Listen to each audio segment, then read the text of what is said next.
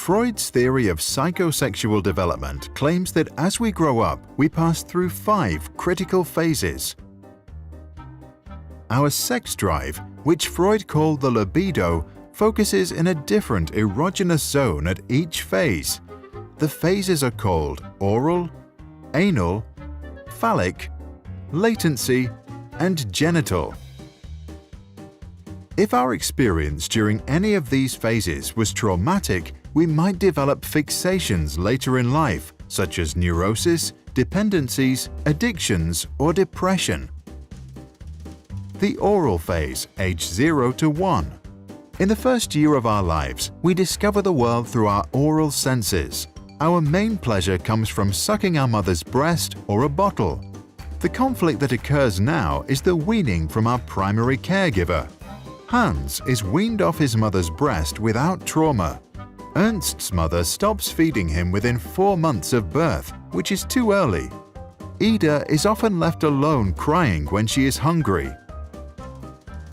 Hans becomes a healthy and independent adult. Ernst suffers from trauma and develops an oral fixation. He tries to compensate for it by chewing gum all the time.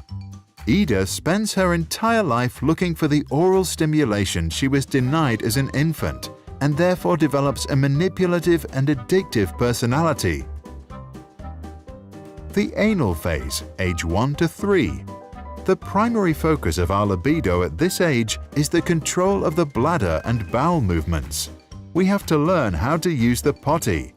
Hans' parents praise his attempts to use the toilet and encourage him to learn at his own pace. Ernst's parents force potty training on him too early and punish him for mistakes. Ida's parents neglect any efforts at potty training entirely. Hans develops a competent personality and a good and balanced relationship with authority. Ernst develops an anal retentive personality. He becomes an over-controlling and stingy adult with disgust for his own body and a tendency to obey authority. Ida develops an anal expulsive personality. She becomes messy, disorganized, inconsiderate of other people's feelings, and rebellious against authority. The phallic phase, age 3 to 6. Our libido now turns to the genitals as we discover the differences between the female and the male gender. The boys' conflict in this phase occurs as a rivalry with their father, also called the Oedipus complex. Ernst and Hans desire to possess their mother and fantasize about getting rid of their father. But they know that their father is stronger and fear being punished for their desire. Freud called this castration anxiety. Ida experiences penis envy. She believes that a penis is the key to power and domination and also wants one. Hans' father was very present during that phase. Later, Hans resolves this conflict by identifying strongly with him. He learns to take on a male role. As an adult, he respects both genders. Ernst, whose father was absent during that phase, fails to develop a strong sense of manhood.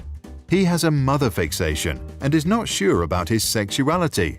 He also tends to be aggressive towards women and constantly needs to compete with other men. Ida, like all women, maintains her penis envy for the rest of her life, which in her case causes an inferiority complex towards men. Latent phase, age 7 to 13.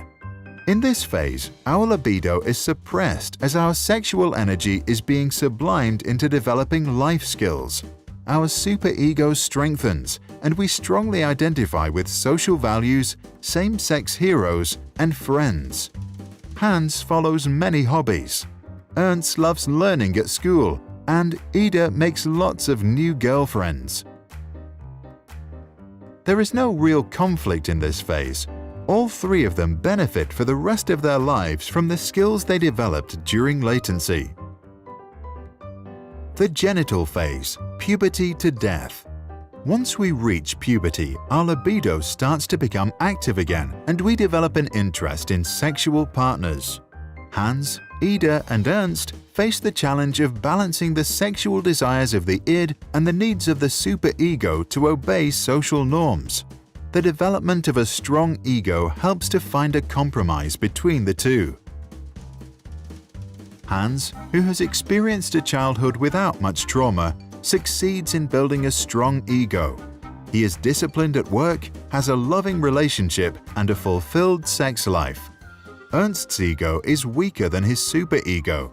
He obeys norms and authorities, and as a result, suppresses his desires, which leads to the development of perversions. Ida has a weak ego and a weak superego. Her sexual needs are more important than social norms or other people's feelings. She is egoistic and feels no guilt for breaking the law or hurting others. To understand the theory, we need to see it in the context of Freud's famous work on the unconscious. By acknowledging that we have a subconscious, he also implied that we store memories of early childhood and other experiences without even realizing it. These past experiences then unconsciously influence our behavior on a daily basis. Freud claimed that our mind operates in 3 spheres, which we can imagine as a submarine. The unconscious level operates the id. The preconscious level operates the superego. The conscious and preconscious levels operate our ego. Young children are driven by the id and demand immediate satisfaction. At around age 7, we begin to develop a superego and want to become good moral citizens and please others. The ego is formed with adolescence to balance the two forces. Sigmund Freud was an Austrian neurologist and the founder of psychoanalysis. Freud theorized that the unconscious would remember and store all our experiences. Later, they pop up from time to time through dreams and associative thoughts. By revealing traumatic memories and desires through conversation, we can free ourselves from our neuroses and live a more healthy and fulfilled life. He recommended, we should not strive to eliminate our complexes, but to get into accord with them. They are legitimately what directs our conduct in the world. What do you think about this theory and the practice of psychoanalysis? Is there some truth in it? Do we have an unconscious? If so, does it really store all our childhood experiences and influence our behavior as adults? Please share your thoughts in the comments below.